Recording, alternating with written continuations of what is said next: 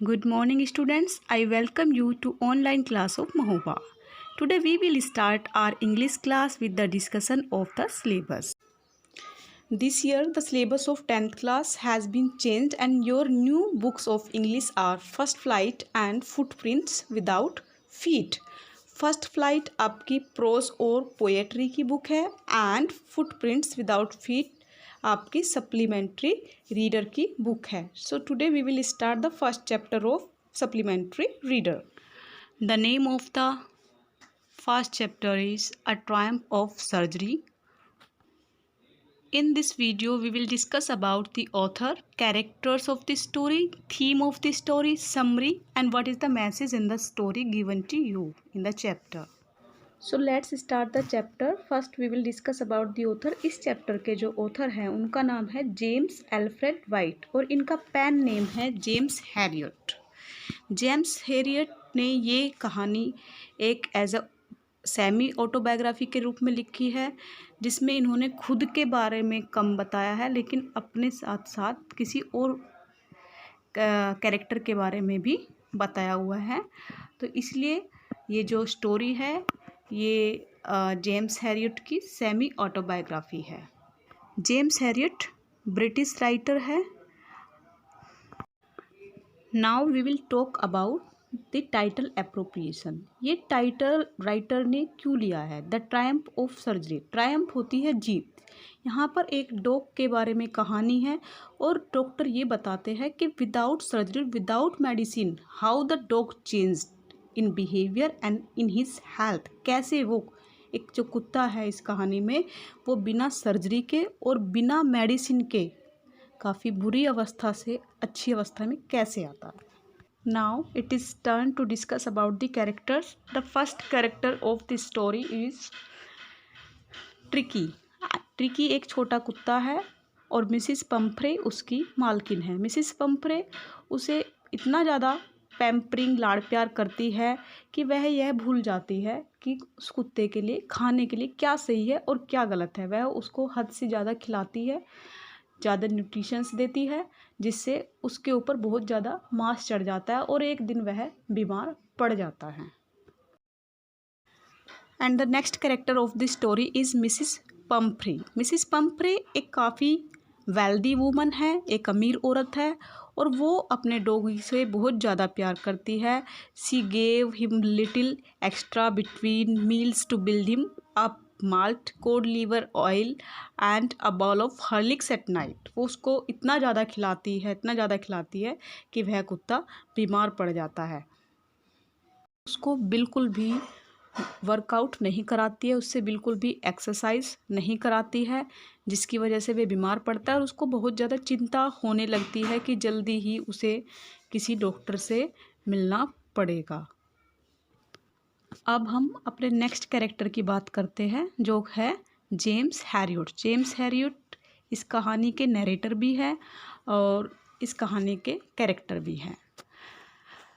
James Harriet एक veterinary doctor है. Veterinary doctor जो कि एनिमल्स का ट्रीटमेंट करते हैं. जेम्स हैरियट ने एक बार ट्रिकी को देखा तो वो काफ़ी शॉक थे. उन्होंने मिसिस पम्फ्रे को एडवाइस दिया था कि उन्हें ट्रिकी की जो मीठी चीज़ें वो खिलाती है वो बंद करनी पड़ेगी कुछ दिनों के लिए, नहीं तो वह जल्दी ही बीमार पड़ जाएगा. और हुआ ऐसा ही था. जब जेम्स हैरियट के पास मिसिस पम्फ्रे की कॉल आई तो उन्होंने ट्रिकी को अपने पास रखा और 2 दिन तक कुछ भी खाने के लिए नहीं दिया. केवल उन्होंने उसको बहुत सारा पानी पिलाया. He gave plenty of water to the dog and he did not give anything to eat. और 2 दिन बाद डॉक्टर ने ट्रिकी को कुछ हल्का खाने के लिए दिया तथा उसके बाद उन्होंने उसको कुछ डॉग्स के साथ में, कुछ एनिमल्स के साथ में रहने के लिए, खेलने के लिए छोड़ दिया जिससे ट्रिकी की एक्सरसाइज हुई और कुछ ही दिन बाद ट्रिकी एकदम स्वस्थ हो जाता है. Now we talk about the theme of the story. As I told you about the character of the story, this is the Triumph of Surgery by James Herriot. James Harriet एक rich lady Mrs Pomfrey से मिलते हैं जो कि अपने dog को बहुत pampering देती है। पैम्परिंग मतलब लाड प्यार देती है, जैसे एक छोटे बच्चे को प्यार करते हैं, वो इस तरीके से ट्रिकी को प्यार करती है। और वो उसको इतना ज़्यादा मीठा खाना, sweet foods, Horlicks, cream cakes, chocolates आदि देती है कि जो डॉगी होता है वो बहुत ज़्यादा फैटी हो जाता है।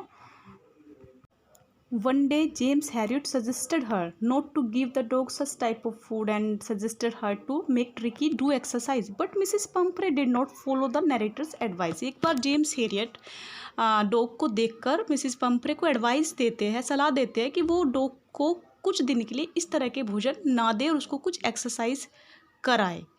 As expected, Tricky fell ill. The narrator, since he was qualified vet, took the sick dog to the clinic. जैसे ही नरेटर के पास कॉल आती है ट्रिकी के बीमार होने की, वो उसको अपने क्लिनिक ले जाते हैं, वो उसको एक नॉर्मल डाइट देते हैं, जैसे कि मैंने बताया, वो उसको बहुत सारा पानी पिलाते हैं, उसको दूसरे कुत्तों के साथ खेलने देते हैं और कुछ ही दिन बाद वो फिर से हेल्दी हो जाता है.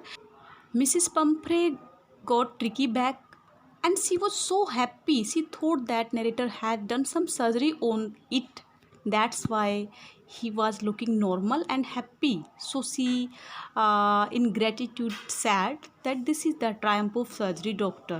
उसने ये सर्जरी की जीत कहा. Now we will talk about the summary of the chapter. As I told you, Mrs. Pumphrey, she was a rich and emotional lady. वो काफ़ी अमीर और इमोशनल महिला है.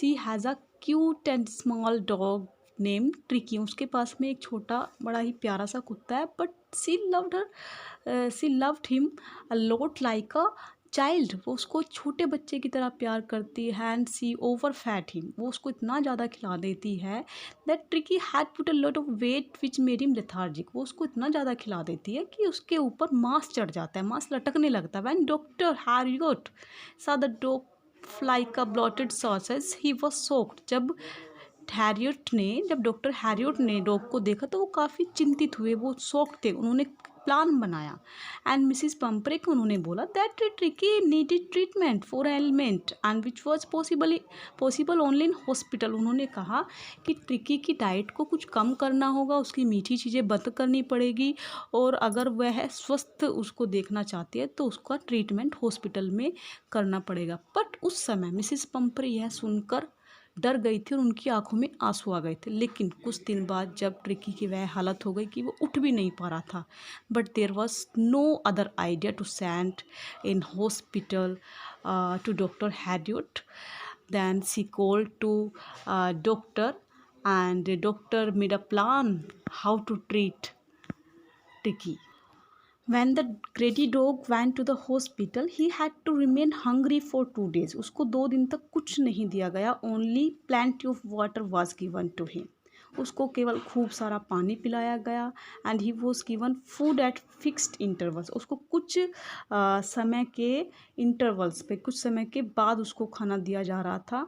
And soon he shed off a lot of his body weight and became quite active. और कुछ ही समय बाद उसका काफ़ी वज़न कम हो गया था और वो एक्टिव भी दिख रहा था. केवल भोजन रोकने से ही नहीं बल्कि उसकी एक्सरसाइज भी हुई थी, क्योंकि डॉक्टर ने ट्रिकी को कुछ कुत्तों के साथ में छोड़ दिया था. Gradually he was becoming familiar with them. He did lot of fun there. उन्होंने उस कुत्ते ने वहाँ पर खूब मस्ती की, उसकी एक्सरसाइज हुई जिससे उसका वज़न कम हो गया था.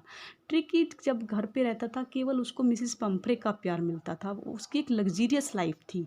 ही was serve with ice cream, chocolates and Horlicks. But when he came to the doctor he became all right. वो बिल्कुल सही हो गया था, उसको एक प्रॉपर डाइट मिली.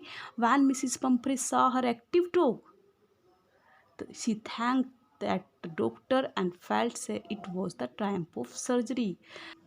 मिसिस पंफ्रे ने सोचा था कि डॉक्टर ने ट्रिकी की सर्जरी की है इसलिए वो काफ़ी स्वस्थ दिख रहा था 15 दिन बाद. इसीलिए मिसिस पंफ्रे ने डॉक्टर को काफ़ी धन्यवाद दिया और उन्होंने कहा कि सर्जरी की आखिर में जीत हुई. However this was not the result of surgery, it was the result of exercise and the proper diet. Now we will discuss about the message of the story. The message of the writer is that animals should be in natural environment and given proper care. Even not animal, human also, child also should be given a natural environment and given proper care. बहुत बार हम एक luxurious life जीते हैं लेकिन हमारे पास natural environment नहीं होता है, तो उससे हमारी हेल्थ भी ख़राब हो जाती है। चाहे वो बच्चा हो, चाहे बड़ा हो, चाहे जानवर हो, हमें एक नेचुरल एनवायरनमेंट की ज़रूरत होती है, एक प्रॉपर केयर की ज़रूरत होती है।